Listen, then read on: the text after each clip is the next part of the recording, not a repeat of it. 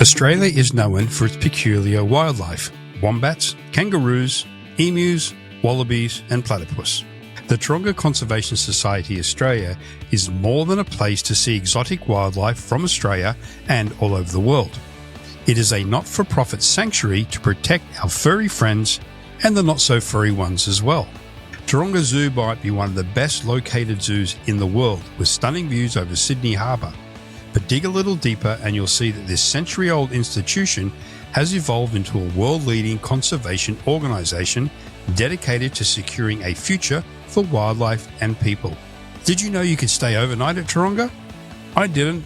You can choose from the elegant wildlife retreat at Taronga, set against the backdrop of koalas and the stunning Sydney Harbour.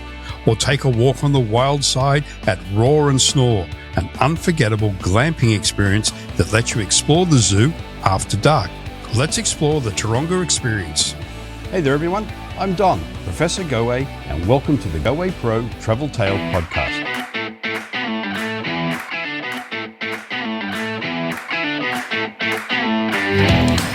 Travel far and travel often. Hello, everyone. Welcome to the GowayPro Travel Tales podcast. Today, you are speaking to and with a gaggle of Australians. I'm not sure if that's the right term, but we are speaking to the right people about this because we are speaking to Taronga Sydney.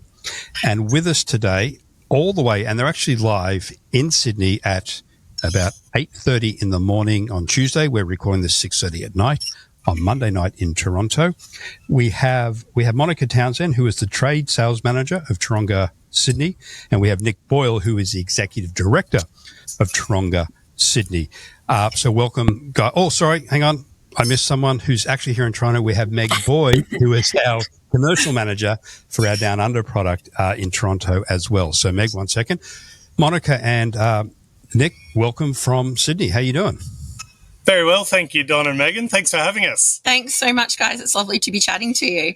Yeah, our pleasure. And for those watching our video version, you'll see that Monika and Nic are sitting at Taronga itself, which you can sort of see in the background. Maybe if Nic and Monika sort of split for a minute. There you go. There's Sydney in the background, the Harbour Bridge, just off Nic's shoulder. There. So it's quite a view you've got there. Yeah, it is quite a view. We're very lucky to have this view. Absolutely. From anywhere when you're on Taronga. So, yeah, we're very lucky. We're actually coming live from the Roar and Snore site down in part of the zoo. Okay, and we'll get into what the actual Roar and Snore is a little bit later on in our conversation. So what we are talking about today, a lot of people might know what Taronga is, and we've gone Taronga Sydney. We will use the Z word so people get an idea of what we're talking about. It's Taronga Zoo, and it's one of the best located conservation areas for animals in the world. And as we can see here for those watching, it's literally on the shores of Sydney, Sydney Harbour. So you can get to it by ferry from Sydney, and you can drive to it from the northern access point by road as well. The Taronga's been around for what? Is it, like you say, generalization, guys, about a century old, but do you know how many years? Well, I'm sure you do know how many years. How many years has Taronga actually been in existence? Yeah, it's a little bit more than a century. We actually, the original Taronga, before it was called Taronga, was in Moore Park in the middle of Sydney. And in 1912, they identified a new site, which is here in Mossman in Sydney, over the other side of the harbour. And it was open to the public in 1916. So we celebrated our 100th birthday in 2016. Wow, that's amazing. I grew up around the eastern suburbs, and I've been to Moore Park for rugby games and playing and watching. I had no idea that's where it originally was located, nor that it moved in 1916, which is the middle of World War I, which is an interesting time for a there's some fascinating history there. Absolutely fascinating history, and there's still remnants of the old park there at Moore Park at Sydney Girls High School. You can see some of the remnants of the old park, but it was identified that it needed to expand both in remit and also in space. So they identified what was then considered swampland in Mossman, which is actually probably the most sought after and lucrative real estate in all of Australia. Well, I was actually going to ask. I know it's 1916 we're talking, and I'm a big fan of early Australian history, and I've seen photos of that area back then, and there was almost nothing out there compared today. But I would assume, by extension, what we term the Northern Beaches, which is North Sydney, Mossman, where you guys are at the time, where you are now situated, was free land, or not free land, but there was nothing there, which is why it was claimed by Taronga. Is that fair? That's right. That's fair. And it predates the Sydney Harbour Bridge as well. So it was difficult to get across to at that time, which is why the ferries became very important and are still a key tenet of how people come and visit us here. Okay.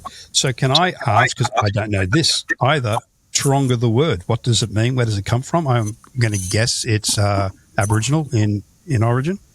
It is, and the etymology of it is not. There's been a few different interpretations of it. The one that we use most often is shoulder, which represents the curving of the landscape, and also it talks to the views as well. So I don't believe there's a perfect English translation, but a shoulder that represents the landscape with the views is what Taronga means. Yeah. Okay. And I gather that name was given to it when the move was made from Moore Park to where it is now. That's right, yeah. That name's been in place for a long time. Okay. So I grew up visiting there. Now, for total honesty here, Meg, who's a fellow Aussie, I said you got a gaggle of Aussies today. She's from Melbourne, though, originally. So she's actually never been to Taronga. But I grew up with it being in Sydney going there many, many times as a school excursion, and also just for my own pleasure, because we'll discuss it in a minute, has some very exotic wildlife outside of the Australian endemic wildlife there. But again, using the Z word, back in the day it was just known as a zoo, but basically Taronga has changed over the years, and it's now a not-for-profit conservation entity. Is that a accurate description of what Taronga is these days? Yeah, that's definitely an accurate description, Don. We have evolved quite significantly, and probably when you visited as a child, as you say, we probably were more the living museum style of, come and see these different animals and learn about them, and then education became a bigger part of what we did. And like some zoos globally, we started to learn more about how animals existed in the wild and tried to replicate those environments, sometime in the 70s and 80s, and then realised, well, actually, we've got a role to play here, because a lot of these species are threatened in the wild. We can recreate those environments. We can create an ark for animals, and to repopulate those sort of wild populations that are in decline. And that was really the launch point, is probably the 80s and early 90s for our evolution towards being a conservation society. And that's really our raison d'etre, and our vision is securing a shared future for wildlife and people. And we do that in many different ways. And we measure the success of that by the persistence of populations in the wild. Okay. So the entity Taronga Conservation is what it's, I guess, more. Well, that's what it is, not what it more is. That's what it is now. It's a not-for-profit, so obviously people who visit, their entry fees go back into the programs that we will discuss a bit more in a minute. And again, we'll expand on some of these points in a minute. You can stay overnight now, which was never an option when I was growing up. You can donate, of course, and you can become a zoo parent, which I guess is like a sponsorship. Is that right? Yeah, that's right. Yeah, that's and it's often supporting one of our key programs as well. So, again, we are going to jump around here a bit. So, as a conservation society for wildlife, you've mentioned programs. Can you give us an example of some of the programs that you have there that people will either see when they visit, or that you're just doing behind the scenes? Yeah, one of the key ones is the work of our wildlife hospital. So they're involved in the rescue and rehabilitation of wildlife. A really good example is those devastating bushfires that we had in 2019 and 2020. Our wildlife teams played such an important role in supporting wildlife through those bushfires. Our team went out into the fire grounds and treated more than 150 koalas, and we had a lot of animals that came back back to our zoo that we treated during that period, rehabilitate, and then with a view to release them back into the wild when the environment's right to do so and when they'd fully recovered. But that's not just during crisis events. We see about 1,500 animals that come through our wildlife hospital each year. You asked before about things that people will come and see and off display. Well, that's a little of both, because at the moment that's tucked away off display, but we are working to build a new world-class teaching wildlife hospital, and by not this Christmas but the Christmas after, people can come and see that work in action. They can see our team rescuing marine turtles, removing plastic from the turtles and rehabilitating them. So we're really excited about that opportunity. The other thing is our breed for release program. So this is where we breed critically endangered species, typically native species in Australia, but we have been involved in other things like the Taki or the Mongolian horse, Przewalski's horse, and we'll identify species that are in need of supplementation through a zoo-based breeding program or a breeding program that we can run in one of our sanctuaries. And we will identify species like the corroboree frog, which is pretty much extinct in the wild, the Regent honeyeater. They used to cover the skies around New South Wales and Victoria. There's only about 350 left. We're talking about something that's rarer than a giant panda, and our team breed those species and release them back to the wild. So from this site, we've bred around 55,000 animals that have been released back to the wild, and we can point to 7 species that we would say would be extinct but for those breeding programs. So those recovery programs we're very proud of, and that's been our bread and butter for many years. But we're taking steps into new frontiers now of rewilding, which is looking at not just releasing the individual species, but restoring a whole ecosystem and that ecosystem function. So we've established a sanctuary which is an engine room for breeding species in the western arid systems of New South Wales. We're talking about species like the greater bilby that's been extinct for more than 110 years, and because of the introduction of cats and foxes, we're breeding them and releasing them back into national parks out there, along with the 7 other species that are a focus of that program. And that's restoring an entire ecosystem function. So you look at something like a bilby, it's what we call an ecosystem engineer, and it'll dig dirt so that the rain can penetrate the soil in the right way for the plant life to grow back. So we're restoring those desert systems to what they would have looked like pre-European settlement, so that we can start to see those areas of Australia thrive again. And then the last one I'll mention is our restoration programs, which are another really exciting one. We've come to the realisation that for Taronga, as a conservation society, working with wildlife is not just enough, because we need habitat for those species to thrive in. So we've identified parts of the boxgum woodland ecosystem. This is a critically endangered ecological community that in total is probably home to about 187 threatened plant and animal species. And we're restoring that ecosystem, identifying land that's probably being cleared for agriculture, and returning those important plant species. And then we'll see the native animal species come back, and we'll also look at reintroductions and things like that. So that's a really exciting program as well. And then lastly, we see 1.8 million visitors through our doors each year. So we actually have not just an opportunity, but a real obligation to inspire behaviour change as well. So what are the choices that you can do in your life that make a significant difference for wildlife? So they're probably, that's not the totality of it. There's education programs and things, but that in a nutshell is really what we're all about and where we're headed in the future. That is one big nutshell, let me tell you.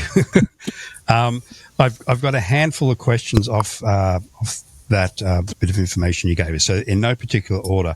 So back to the wildlife that you're helping through your hospital. You mentioned crises, obviously the wildfires, and that made news around the world. The poor koalas in such danger through the fires. So again, this is more curiosity questions for myself.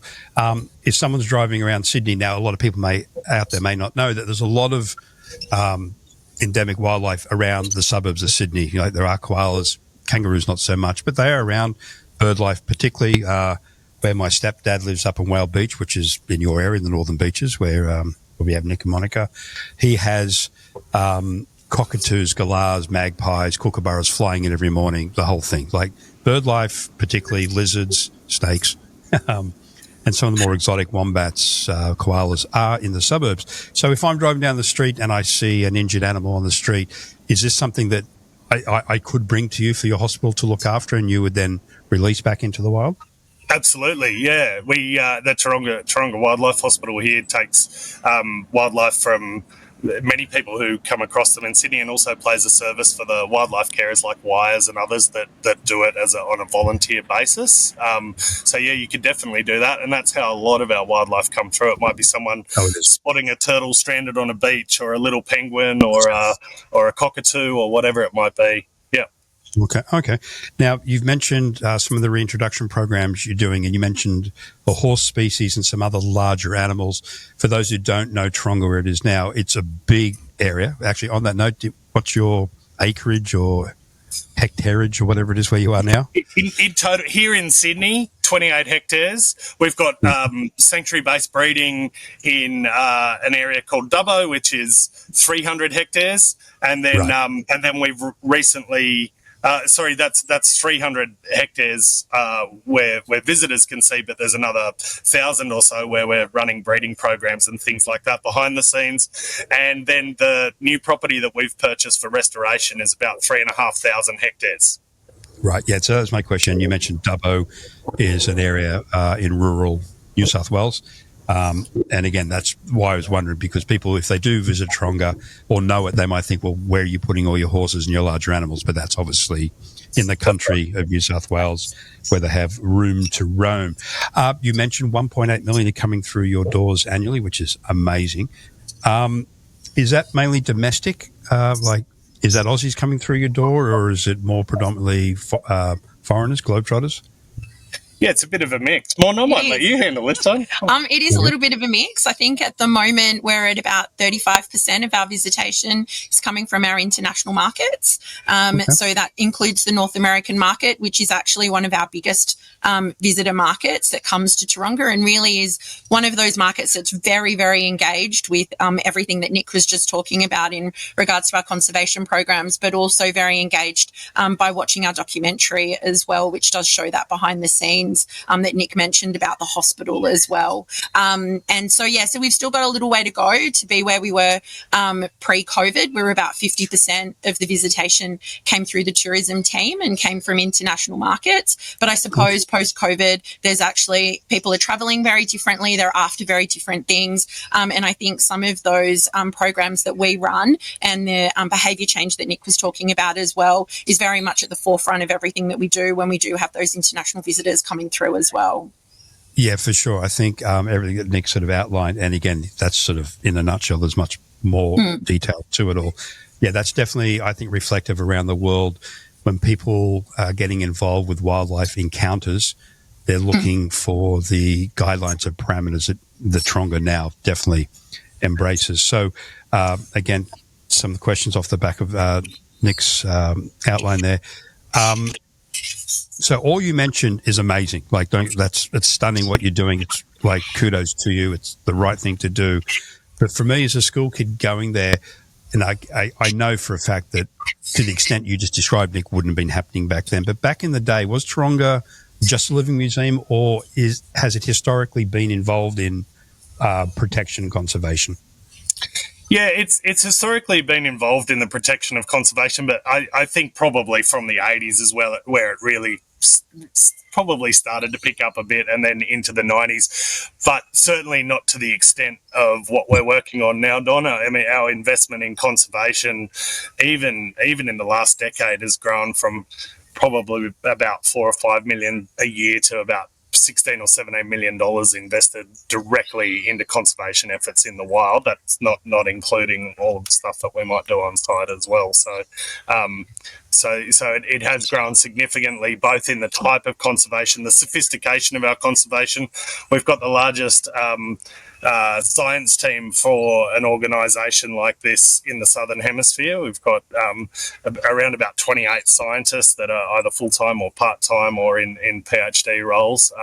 And we've launched a university partnership with the University of Sydney, which is around Bachelor of Advanced Science in brackets Taronga Conservation. And this is to marry those really good theoretical skill sets that come out of the conservation and science programs in universities with real-world examples and on-the-ground experience. So the sophistication, the focus, the dedication to conservation has grown and will only continue to grow in the future. Yeah, and that's what I was sort of fishing for, because I wasn't inferring that back in the day it was ignored. It's just as times have changed for everyone, more and more people realise the importance of it, and you guys obviously have jumped in the deep end, and it's just amazing the programs that you're running. Going back to the question of, it's a not-for-profit, so therefore, money that is spent at Taronga, sorry, almost said it, at Taronga, goes into helping with all this stuff. Do you get funding from the government for this? Yeah, we do. We actually sit within a government fold as technically a non-funded government agency, but we do get some support. It makes up about 10% of our overall operating budget, which is to maintain these assets, because they are assets that belong to the people of New South Wales in the state that we live in, and on occasion for our capital programs as well. But the lion's share of the work that we do out in the field in our conservation programs and across this beautiful site here comes from either our gate takings, the visitation, the overnight stays, or philanthropy. Wow. So again, I'm sort of fishing for a nice little angle here to tell everyone out there that if you visit Taronga as part of any Sydney experience, you are supporting all the programs that Nic has mentioned, and also, all the animals that are there just doing their thing day by day, and I hope in a very happy environment. So it's a very positive thing to do when you're in Sydney, to get across and visit Taronga. So let's get into some of those things, and we get Monika a bit more involved in the conversation, I hope, for this. Of that 1.8 million, you mentioned that you've got a 30-odd%, at least now, is your foreign visitors, a lot from North America. Now, I'm sure you know this through surveys and whatnot, but what is the attraction for a North American to visit Taronga? Is it to see the endemic Australian wildlife? Is it to see the international wildlife that you may have there? Is it now in this day, because it wasn't when I was there, to actually stay with you overnight or for an extended period of time? What is the attraction for someone to visit Taronga? I think it's a little mix of all of those things. I think, firstly, location. We're only 12 minutes by ferry from the city, so we're a great, visitation. We're great to come and visit, and then include in your daytime programs. I think internationals definitely come to visit our Nuridea precinct, which is our Australian animal precinct. A lot of the products that we sell via Goway are all based around our Australian animals. We find that most internationals will come and spend about 2 to 3 hours on site with us. So that might be a tour. They might come and see one of our presentations, and then they may go and explore some other parts of Taronga. For example, you can't go past that iconic photo of the giraffes with the city in the background. They definitely have the penthouse location here at Taronga. So again, it gives guests that opportunity to take that iconic Sydney skyline, which you really can only get when you come and visit Taronga. So it's one of those things that, they can come and see that, and then engage with the tours and other products that we have. But since we launched the Wildlife Retreat in 2019, definitely our main focus has been the North American market, and we're starting to see around 20 to 25% of visitors that are coming through the Wildlife Retreat at the moment are from international markets, and the majority of that is coming from the North American market. And again, it's immersing yourself in Australian animals and being able to wake up and see koalas from your bedroom window or kangaroos, but see the city in the background and be only 12 minutes away is such a unique experience for guests to have, especially if they're not getting outside of the city. Then it's just a once in a lifetime opportunity for them. Yeah, and we will expand on the wildlife retreat in a minute. So you mentioned 2 to 3 hours visitation time. Is that for the Australian animals, or is that for the? Yeah, for the Is that Australian Taronga in animals. general? Right. It's actually a large precinct, and I think, as Nic mentioned before, we're 28 hectares. So there's lots of wide open footpaths, lots of greenery. I think what you'll notice about Taronga is it's very open enclosures as well. And one of the highlights of our Australian precinct is kangaroo country, where guests can actually walk on the footpath and the animals are free roaming around them. So there's some really good opportunity to see some amazing behaviours and get up close to some of those animals, such as the emus, the wallabies, and the kangaroos. Okay, I've got a couple of questions off the back of that. I had one written down here. Over the years, now I think I know the answer to this, because where you are now, as Nic mentioned earlier on, is probably some of the most pristine, sought-after real estate, if not in Australia, definitely in Sydney. So from the time that Taronga moved from Moore Park to where it is now on the foreshore of Mossman in 1916, has it grown in size? Has its footprint grown? Yeah, good question. The land that was always identified at that time has remained roughly the same. I think a few boundaries have been redrawn here and there, but it hasn't particularly grown. The way that we've used that space has changed, and actually the tree canopy on this site is one thing that's grown. I looked at old photos the other day from the 1920s, 1940s, 60s through to now. We're currently sitting at about 67% tree canopy. So our approach to the use of this landscape has changed significantly, in that we genuinely look at this space not just as enclosures where people can come and see the species that we have in our breeding programs and to take inspiration from that, but we genuinely look at this site as habitat, and have grown the habitat over time, have replaced weeds with native species under a landscape management plan. So whilst the site itself hasn't grown here in Sydney, of course we've grown out in Western New South Wales and also in Northern New South Wales. The site here hasn't grown, but our approach to how we manage that site has changed quite significantly. Okay, so again, using my past experiences there, and times change, and awareness broadens, and all those type of things. As things have changed for Taronga, had the enclosures changed as well, either in size or the way the animals are? I don't want to use the word kept, but they are. Yep. So, like I remember the elephant enclosure back in the day. Yep.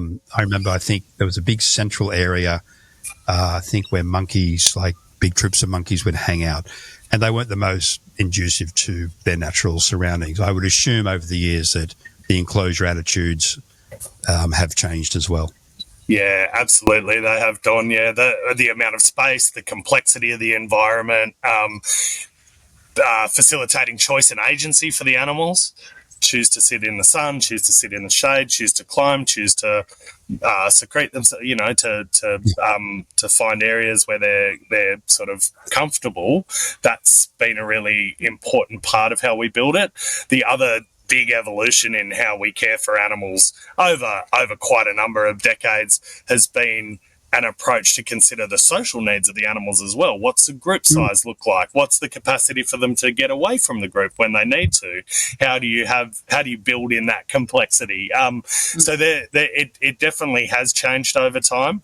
And now we look at things more as a habitat, and we plan, when we look at all the different stakeholders when we build here, one of the very first ones that we're looking at is the animals, and that's how we've designed a lot of our facilities. So thoughtfully curated spaces that facilitate natural behaviour, interest in life, and enjoyment out of that environment is how we build things now.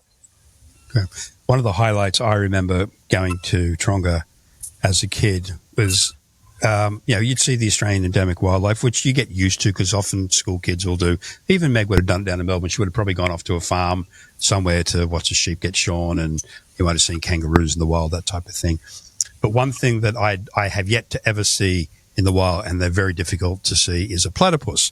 And I'm going to use the term was a platypus display. Do you still have the platypus display, or a version of now? We do. We've got a few platypus displays. One of the best ones is in the Australian country, in that Nuradura precinct that Mom was talking about before, we've got a nocturnal area called Nuing Nura, and they're a lot of Australia's fascinating nocturnal creatures, or somewhere in between. So we have platypus, which in a lot of their range are actually crepuscular, so they like to come out at dawn and dusk. So they're sort of towards the end of that facility. We've created that in a way that it replicates the natural lunar cycle, so that the light that's in there is what would be seen by a full moon at times. So it's actually quite dark in parts, but perfectly lit for the platypus. It's a wonderful place to see it. But I should say, in terms of investment in conservation, platypus is our logo, that's our symbol, and we have made a significant investment in platypus conservation recently with the establishment of a platypus rescue centre. This is out in Western New South Wales. And people can see it as well.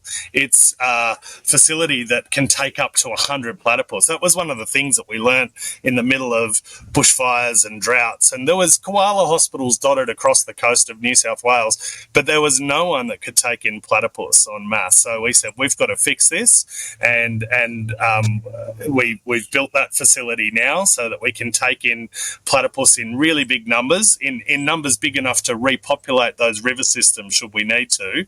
And also with it, we've built here and also in Dubbo research and breeding centres so that we can learn actually how to breed platypus and build those numbers up in the wild.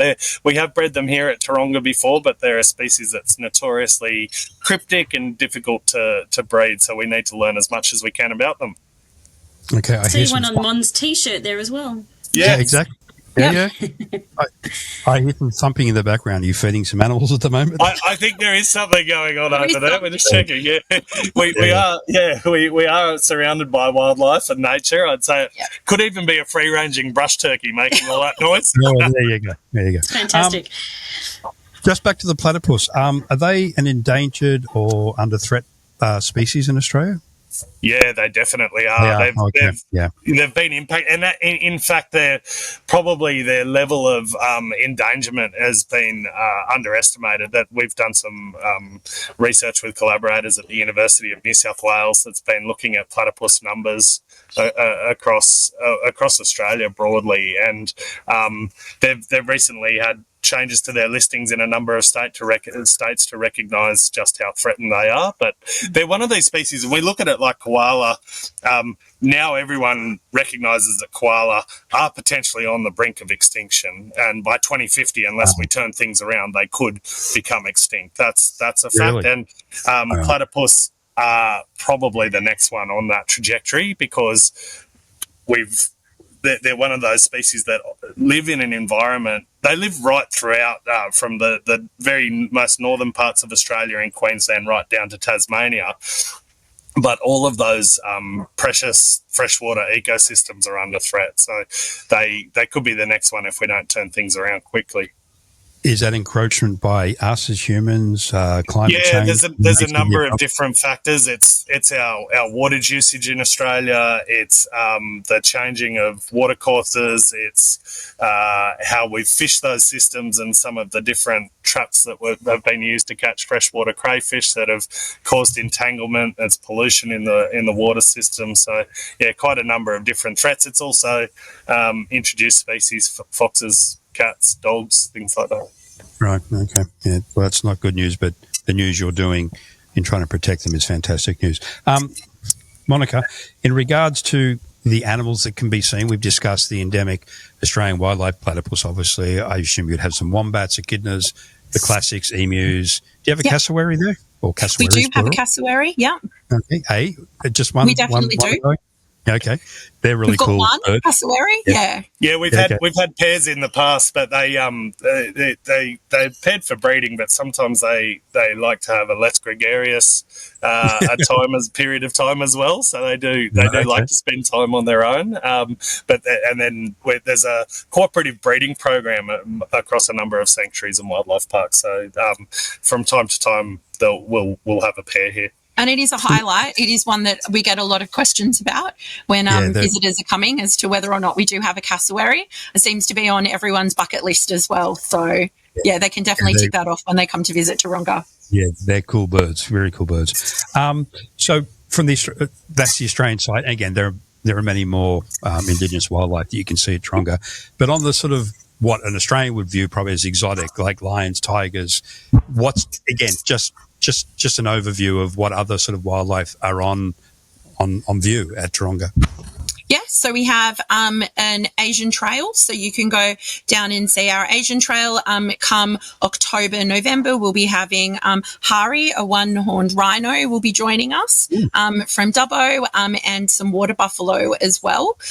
So that will be one of the big highlights of that new Asian animal section. You can see fishing cats as well, the pygmy hippo, and then obviously we have the tigers, the African animals as well. So the tigers, the lions, the giraffes, the zebras, the phoenix fox, the meerkats. So there's a lot that people can come and see. We've got chimpanzees as well. And then we have obviously our presentations, so free flight birds and seal for the wild presentations as well. And I suppose then for guests who want to learn more about those animals, there's obviously the range of keeper talks that happen throughout the day. So they can actually plan their time around Taronga based on the animals that they do want to learn a little bit more about and interact in those keeper talks too. Okay, no, that's excellent. Okay, so let's get into some more about what Taronga on a day visit, or more to the point, an overnight visit can entail for someone. So the big thing for me particularly, and it sounds like it's somewhat big or newish to Taronga itself, is the fact that you can now stay at Taronga. And if I'm correct, there are two options. There is, I've missed my notes here. We've got Roar and Snore, where we're coming from where you're now, which is a glamping vibe. And what was the other one? It's the wildlife retreat at Taronga. Yeah. Okay, so can you expand on both of those and what they offer for you? Yep, sure. So Roar and Snore is more safari style camping. And it owns the night of Taronga. So it's what we call the adventurous overnight experience. It's a hosted program. You arrive at 5:00 in the evening at our main entrance, where you're met by our hosts. They then take your bags away and they miraculously appear down in your safari tents when you come back at night. And you're walking through Taronga at night, and along the way you're going to meet some of those animals that you may not have seen. And while it focuses a lot on exotic animals, some of those reptiles that you're going to meet are actually Australian reptiles. And then it includes your dinner, all of your alcoholic and non-alcoholic beverages. And then later at night at around 8:00, you'll end up coming back to the campsite after dinner, where then you'll have your dessert. And then the programs change slightly. You then get the choice to either relax, have a wine and stay at the campsite, see the amazing view that we have behind us, or you can go with our hosts and enjoy a nighttime walk through Taronga. And you do focus a lot on those African and Asian animals that I mentioned before. You're walking with the host, you've got red torchlights, and as I said, it owns the night. So it's the really exciting part of that program. You come back to campsite maybe at about 10:00, and then the next morning you're up. There's coffee to wake you up, and then you're up and out at about 6:30, and then you go and have these amazing behind the scenes experiences. So they vary depending on time of year, what's available, what parts of the zoo we can take you into. 9 times out of 10 it does include going and meeting our giraffes as well, and then you have breakfast, and it actually ends when the lions are coming out at 9:30 when Taronga opens to the public. So the Roar and Snore guests are the first guests to get down there to be able to see the lions coming out of their night dens as well. And then the program finishes, but it includes a day at Taronga. So we would always suggest that you do that day at Taronga after you've stayed. You've then seen everything for the first time, and then can go back, and the things you haven't seen on your Roar and Snore program, like the Australian animals, you can then go and tick off. I will say Roar and Snore is an amazing experience to come and have. We have amazing campsite down here. It is shared bathrooms, and that seems to be a stumbling block for some North American markets, but it is one of those things that if you wanted to come and have that adventure of seeing Taronga at night when no one else is in the site, it is one of those once in a lifetime type of experiences. Then on the other side of Taronga, So just I want to ask a few questions about that one. So when you mentioned you had dinner, is that in a restaurant or is that in an outside so we do environment? have a restaurant. It's called Saltwater Bistro. It's actually an Australian type barbecue. So there is like buffet salads and side dishes, and then the guests can go up and as the team are barbecuing, they can get their hot meats and sausages, etc., off the barbecue. There is a kids menu as well, so pasta and things like that the kids can have, as well as then the sausages. And as I mentioned, it also includes your alcoholic and non-alcoholic beverages as well. The same restaurant is where you will also go for breakfast the next day. Okay, and when you mentioned the campsite, is it literally like, well, I know it's within Taronga itself, but is it an open fire type vibe? Is it so there is a fire pit, and actually Roarandsnor's one of those sites, unlike the wildlife retreat, that if you're a day guest to Taronga, you don't actually see where it is. It really is behind the scenes. It's behind a gate. You don't get to see it. There are 17 tents, and it's a maximum of 44 people. So you know it's never going to get over 44. We do have adult-only nights as well. So if you are a couple and you don't want to have kids around when you're coming to visit, you can come on one of our adult-only nights. It's families, it's for children above 5 only. And the main reason for that is the lateness that you're coming back to campsite as well. We just don't have the staff to be able to bring people backwards and forwards all the time from the campsite. And we do have themed nights, things like wine safaris as well, where you get to enjoy some wine as you're also, exploring Taronga at night. Right. And just to be clear, at night time, all the animals are still in their enclosures. They're not let out to wander around Taronga. That's correct. So they always have access to their night dens, even throughout the day.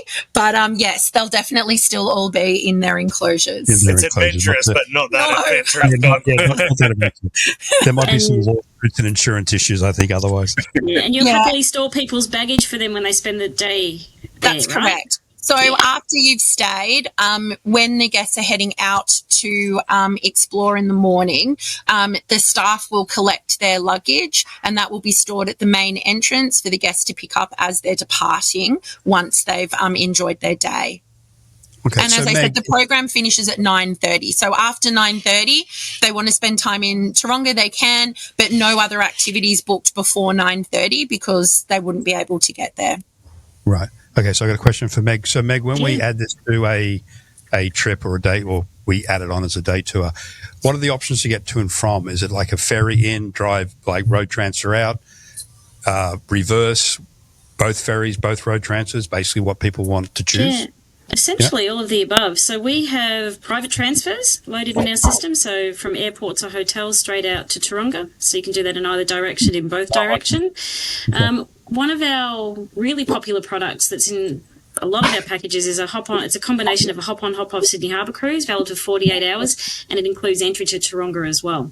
So that would be in a huge percentage of all of our Sydney itineraries. I couldn't put an exact figure on it, but I'd have to say 85, 90. It goes in pretty much everything. So, yeah, you could do one in either direction. Any way you want, our destination specialist can put that all together. Okay, and Monika, just going back to the description of the roar and snore, when you say the behind the scenes experiences, they can only be had with the roar and snore package, and I'm going to guess with the wildlife retreat. So you can't just sort of do the behind the scenes on its own. It has to be as part of an accommodation stay.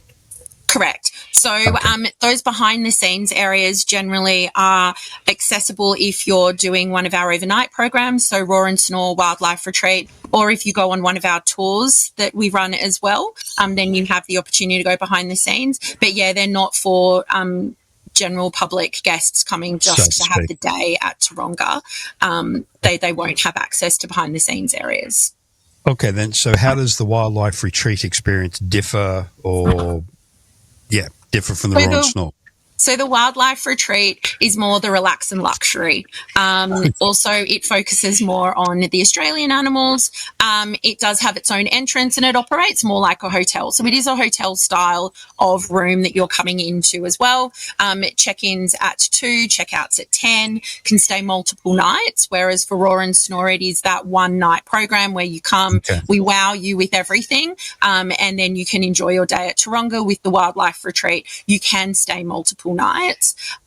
Wildlife retreat, we do have packages that include breakfast and a 3-course limited choice dinner as well, but you also get an included tour. So the wildlife retreat is actually 5 accommodation buildings surrounding an animal sanctuary, and in that animal sanctuary we have lots of Australian marsupials. Now there are some that people know really well, the wallabies and the echidnas, but then some that they may not know that much about, like the bettongs, the potoroos, the paddy melons. So you're actually going to get up close to some of those Australian animals that you may not even knew existed before, but when you leave they'll probably become one of your favourites as well. So again, with that tour, you're walking with one of our guides. The guests are sticking to the footpath and the animals are free roaming. Now, because the animals are living there and they have access to their night dens whenever they would like to, you'll see them during the day coming out. You'll hear them rustling around at night. And I suppose that's what's exciting. Those koalas that are in the enclosures as well outside those bedroom windows, and same with the kangaroos,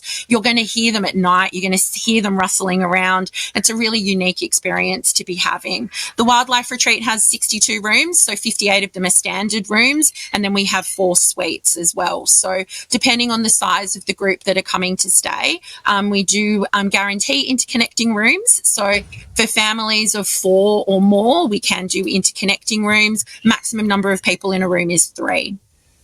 Okay. So, Meg, I guess you could combine the wildlife retreat and the Roar and Snore as like a package. You could do like a 2 or 3 night stay in the hotel wildlife retreat and then do your Roar and Snore and then move on from there.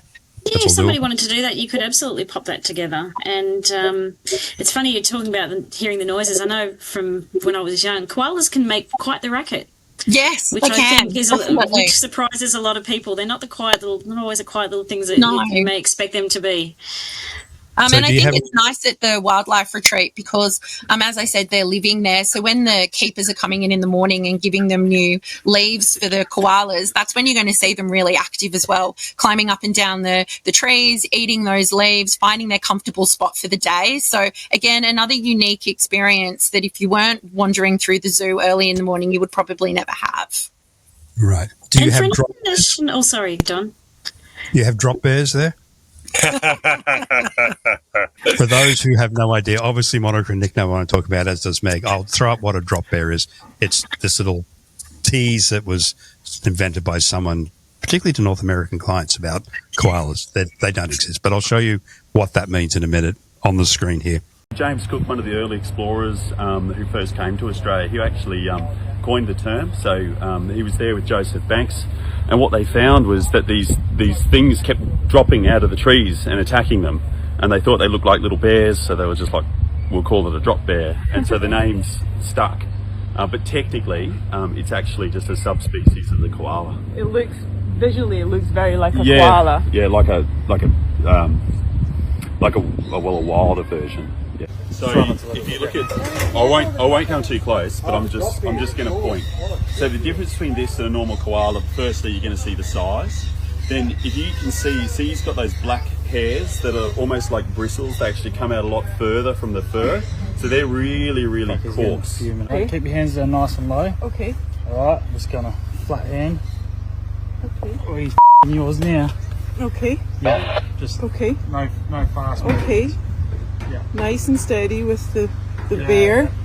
Yeah. Keep him calm. Yeah. Everybody looks very worried about this. I'm trying not to be worried because I'm being told that he can sense if I'm worried. Yeah. We've been told that this is quite a dangerous bear that's been known to attack people. It's called a drop bear because they drop out of the tree to attack people. Just been handed it and had to put on all of this protection gear because of what it might do to me. Sorry, Megan, you were about to say something? I was going to say, those... For a North American traveller, it's funny, a couple of years ago I was in Australia, I had a friend with me who'd never been before, and we were essentially looking we were somewhere that was had koalas, but as we were walking in, a little wallaby just hopped in front of us, and I just didn't even pay too much attention. Being Australian, we've seen them a million times, and honestly, he was like a kid on a sugar high on Christmas morning. He thought it was a kangaroo, but seeing that live in person in front of him, for me, that, I deal with travel, I'm very, very lucky, but you take some of these things for granted, but just seeing the excitement on his face, for me, that was a bit of an aha moment. I'm like, this is why people come. Yeah. They see this wildlife, and I'll never forget that. And that was years ago, but it really is. It's why people come. We have some of the most unique wildlife, Meg. It's, being an island and the species that have evolved here over the millennia. It is amazing and fascinating. And we take for granted so much of it, like the little wallaby you mentioned, but also the bird life. I think when I bump into people visiting from overseas, they're just blown away. That's a kookaburra. That's a cockatoo. That's all of these really what are exotic species to them, that are just everywhere in the sky around us. So it is special. It really is, and it really was a great reminder for me just how excited people get to see this. Yeah, well, again, as Nic says, like if you're an Aussie, you grew up with a lot of these animals. Even if you're in the suburbs in Sydney or Melbourne, obviously you're in the country, it's a lot more in your face. But yeah, they are still exotic, foreign, weird animals to anyone coming out visiting outside of Australia. Just for the sake of time, let's get into a little bit of technical stuff here. So we discussed the wildlife retreat and the Roaring Snore sort of extended stays within Taronga, but let's just say someone wants to visit for the day. So how does it work? Is it like, I don't want to say it is a theme park, but like, can you buy multiple day passes? Is there a day pass? If you just go as an individual or with a family, when you're in there, like all the information Nic gave us in the early parts of this podcast, the introduction of what Taronga does, is that information at hand for someone if they really want to know the backstory to Taronga? If someone wants to visit on their own or with a family, can they hire a guide for a short period of time for a full day tour? What are some of the things that happen on a daily basis for someone visiting? So, yes, you can come on a day. So the Taronga is open from 9:30 till 5 in summer and till 4:30 in winter. As Meg was saying, you can come. 365 days of the year. Right. So even if you've got, guests who are looking to do something Good Friday, Christmas Day, we're open, and everything's operating as per normal. So it's a great opportunity to come across during those busier periods and maybe have a bit of a quieter day and explore the whole site. You can come across by ferry. There is also a bus that goes across the Harbour Bridge. If you haven't driven across the Harbour Bridge or been over and want to come through and see the suburbs, before you actually get to Taronga, that's the 100 bus that brings you across as well. Once guests do come across by ferry, there is a public bus that will bring them up to the main entrance. And from the main entrance, that's where everything departs. So if you are coming across as a day guest and you do want to have more of an exclusive tour experience, we do have our Wild Australia experience. Maximum 6 people can be booked privately as well. And that allows the guest to have 2 hours with one of our amazing keepers. And you do go behind the scenes. You have a koala encounter included. And, as Nic was saying before, our animal welfare policies are very strong here at Taronga.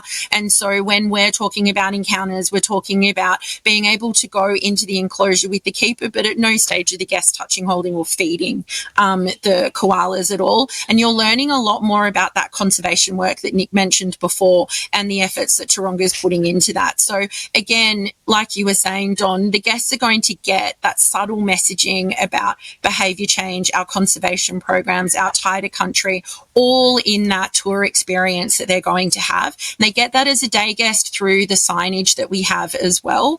And, we put a lot of effort into that signage to drive some of that behaviour change as well. But with the Wild Australia experience, you'll also go behind the scenes in Nuring Nura which Nic mentioned before is our nocturnal animals are. There is a kitchen back there that the guests will be able to see. And as another type of encounter, they'll actually go into some of the enclosures and sit at the back. For example, in the bilby enclosure, you'll sit on the rocks at the back. The keepers will put out some food and the bilbies will be coming around the guests' feet. For some reason, they seem to love smelling your feet. So they'll come around and they'll have that experience. And again, it's a great opportunity to see them up close, but it's also that opportunity for our keeper to be talking more about the work Taronga's doing with the bilbies and what the guests can do as well to start helping some of that behaviour change too. So that's a 2-hour experience. And from the North American market, that's our most popular tour experience. One departure at 10:15 in the morning and one at 1 o'clock in the afternoon as well. And as we said, that runs 365 days of the year. And then actually have that loaded in our system and easily inserted into any Sydney package. There you go. And it's a good tie, even from Roar and Snore, finishing at 9:30. Then if they want to go and see and immerse themselves with Australian animals, go back up to the main entrance, check in for their tour, maybe grab a coffee in between. 10:15, go with the keeper on the Wild Australia experience. On the other side with the wildlife retreat at Taronga, again, we can do a tour experience. Maybe if they're arriving early in the morning on one of those earlier flights, they can leave their bags, freshen up, maybe grab breakfast in the restaurant, and then go on a tour, come back and their room will be ready for them. So there's lots of ways that we can tie in the Taronga experience with those overnight experiences to make it a seamless package for them as well. I guess adding that day to it too, if somebody is moving into another hotel, your check-in's not until later, so adding that extra couple of hours of activities does help them make the most of their day. They're not just sort of moving to a next hotel, waiting to check in. Exactly. Yeah. And I think it's a good idea. Those early flights coming in from North America that are landing at like 6 o'clock, 6:30 in the morning, if you are coming across to stay with us for 2 nights, let's say at the wildlife retreat, you'll arrive maybe about 8 o'clock, 8:30. You can go up, have breakfast, freshen up in the bathroom facilities in the lounge area, and then grab a key and go and explore Taronga.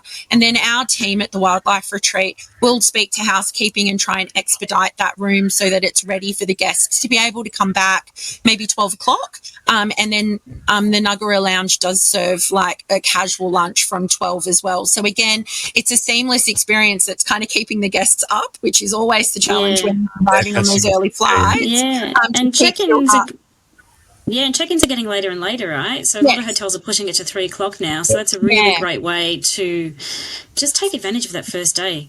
Yeah. And I mean, what a better way to welcome to Sydney than coming to Taronga and being able to see that iconic Sydney skyline from wherever you are as well. So you can kind of then pinch moment, I'm definitely in Sydney, I'm seeing everything. So it's a really great experience to be able to do. And it is that seamless arrival, which, you do really want when you've just come off those, flights from North America as well. Yeah. And I've got a little bit of a theory. It's like, if you ask somebody in, 10 years' time, what hotel do they stay at in Sydney? They're probably not going to remember, but they're going to remember arriving at Taronga, doing everything you just said, spending the night, seeing the views. Those are things that people don't forget. Yeah, definitely. Yeah. And I think as well, like Don was saying, we're a bit of a gateway to the North Shore and the Northern Beaches. So if you are spending 2 nights with us, it's the opportunity to not go back into the city. It's the opportunity to explore Taronga and then see the other areas that we are. And we always say Balmoral is a fantastic place to go because it's where the locals go. There's not a lot of tourists that go there. It's a bit off the track. So people are always trying to get those local experiences. And I think that's what we're offering when you're staying on this side of the city as well. Yeah, I've got to point that out too. That's a really, really good point because taking nothing away from beaches like Bondi or Manly, which are world famous, they are stunning. But south of the harbour, where I grew up, Coogee, etc., stunning beaches beyond Bondi. North, where the guys are now, Balmoral, Dee Why, Whale Beach, Palm Beach. This area of Sydney is not often explored in any real depth by the average North American tourist. So being based at Mossman, and it's very easy to get down to Balmoral and some of the other beaches down there as well. So that's another added advantage of location. Question, Monika. I would assume that you've had in the past, and therefore it answers my question, maybe weddings at Taronga, conventions or large groups. Can you cater for large groups? Can you cater for events at Taronga? Yeah, definitely. We can cater for large groups. The loose capacity of Taronga is about 14,000. So we can definitely deal with large groups coming through. And we do that on a daily basis with groups of like 5,000 or more.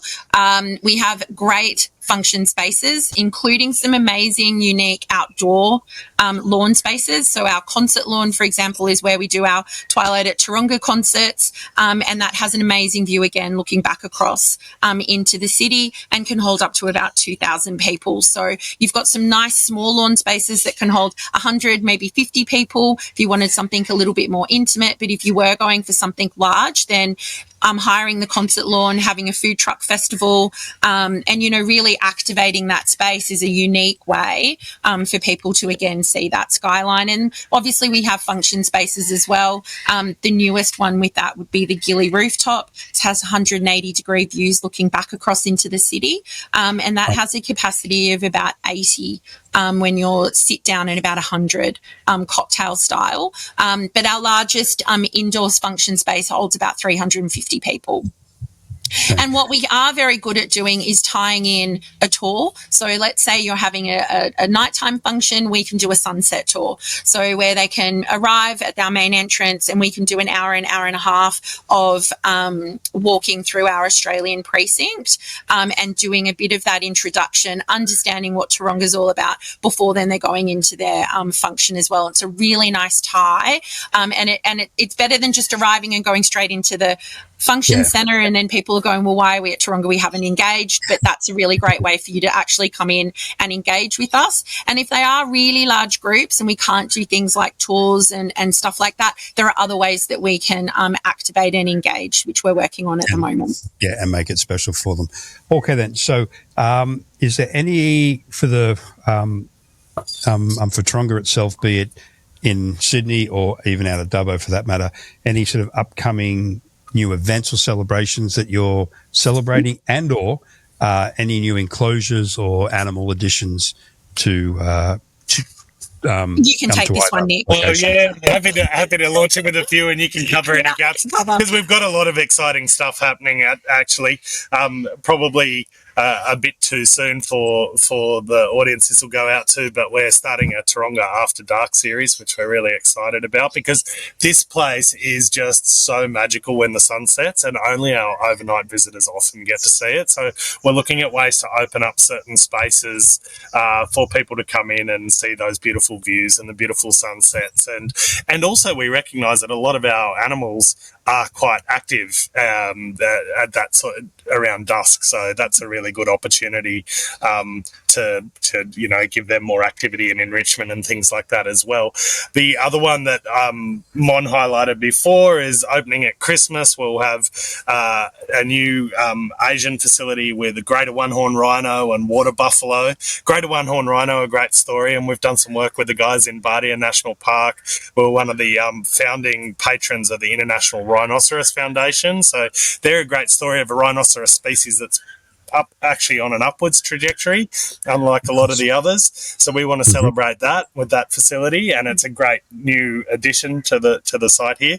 But then next Christmas, I think the big one is the wildlife hospital that we talked about for just that opportunity to see our vets working on that precious wildlife, or doing dental work on one of our Sumatran tigers, which is part of the global breeding program or whatever it might be. We know that we've heard from our visitors, and the majority of them say the one thing that they'd really love to see more of and would really help them understand the work of Taronga is being able to see our veterinary hospital. So we've listened to that, and we're going to be bringing glimpses of it onto display so people can actually see that work, and we're really excited about that next Christmas. Yeah. What else, Mon? And then we've had ARC, so our Amphibian Reptile Conservation Centre, that opened last year. Yeah, that's a really good one, actually. When you talk about how can people understand some of our conservation work, Mon mentioned before Nurudia, where we've got a lot of our Australian species. A lot of our really important work has happened with amphibians and reptiles. And in this facility, it's the Amphibian, Reptile and Conservation Centre. It really is a celebration of all of that conservation work.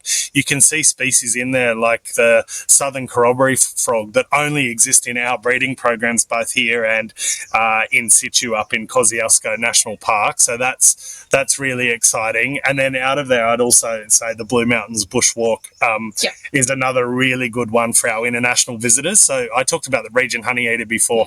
Only 350 of them left. We flock them in there before we release them to the wild. So it's a great place to see them for any bird twitchers out there, but also things like the brush-tailed rock wallaby, which are critically endangered, close to extinction, and we have them breeding in that facility as well. So that, I think they're great ones to visit. Yep. And then, as I mentioned before, we do a concert series every summer. So February and March, which is called Twilight at Taronga. So if guests are coming to Sydney over that time and they do want to have a uniquely local type of experience, that's a range of both international and Australian artists, and comedy galas, etc., on one of the stages situated down at the concert lawn within Taronga as well. And again, it's a lovely one. Bring a picnic. It's very Australian. Bring your picnic, and really have a lovely time while you're listening to some great Australian artists. Excellent. I think I can hear the cockatoos screeching in the background there. Meg, so to wrap this up, can you just give us a quick overview of some of the product that we have that we can add on to any itinerary? Because Goway is a customized FIT travel company, which means we will build your itinerary in any way you want, plug stuff in.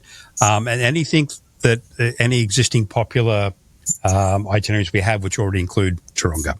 Absolutely. So I've got three that I'm just going to talk about today, and I think Don can insert some details for whoever's watching the video. But one of them is it's our splendid Sydney package. It's probably our most popular Sydney package. So it's arrival transfers. We've got accommodation. We've got some sightseeing in there. That particular one there is fantastic for the entry that Mum was talking about. So it's got the entry, plus it's got the 48-hour hop on, hop off cruise. Obviously, you don't have to do both. You can just do the entry. We've got one of my favourite packages is our Signature Sydney, and this one actually includes a wildlife retreat at the start. So this is essentially designed as an arrival package. So somebody would fly in the morning. We've actually got a private, basically it's an airport meet and greet and 3-hour tour. So basically they're met at the airport. They have 3 hours with a private guide who will literally do anything they want. He will take them for a walk. He will take them for a coffee. He will, hold their hand and, walk along the beach. But essentially 3 hours private touring, they can do city sites. It really can be personalised, and from there they will drop them off at the wildlife retreat. They have the overnight experience. You could then, if you wanted to, I haven't actually included it, but I probably will, pop the wildlife, the day tour in there afterwards, and then they get private transfer back to a Sydney hotel and continue on with their arrangement there. But that's a really nice way to arrive in Sydney. And then we've got another one, which is our Sydney Plus, which is just an upgraded version, I guess, of our Splendid Sydney. So sort of, slightly higher accommodation, some more small group and private tours, and we've included the wildlife experience in that one there. But it really, our destination specialists, they're experts. They can build these products they can tailor make any package that you may need for your clients. And I think you've heard too, from Monika, that there are so many different options and variations now and coming to Taronga, to back up Meg's statement there, that we can definitely customise not only your Sydney experience, we can really now customise a Taronga experience beyond just checking and that's out only line. And like Mon suggested, that's only a small selection of the tours that are available. There's more as well. And I think, we're very good at customizing. So if you do have clients who are wanting something a little bit more bespoke, who have maybe a really big interest in one particular animal or want to learn a little bit more, then we're definitely great, at building out those bespoke experiences as well, based on times, how long they've got here on site. So your destination specialist can always contact Meg and the team, and we'll be able to definitely build out something more unique for those guests as well. Okay, thanks, Meg, for that. So again, you can see that Taronga, we'll put it this way, my experience as a kid, long time ago, it was, you go to see animals, and that was about it at the time. A couple of little extras, but it's advanced and evolved, better term. It's evolved so much more over the years, which is awesome. The amount of conservation work, which I expected some, but the depth and length, Nic, that you explained that Taronga is doing, and there's obviously more to it than that, is impressive. It's fantastic. It takes the Taronga experience well beyond what it used to be, which is good. Everything needs to evolve, and Taronga most definitely has. And again, you can go and visit for the day and just walk through the environment. You can look at the animals, read the signs, and be content.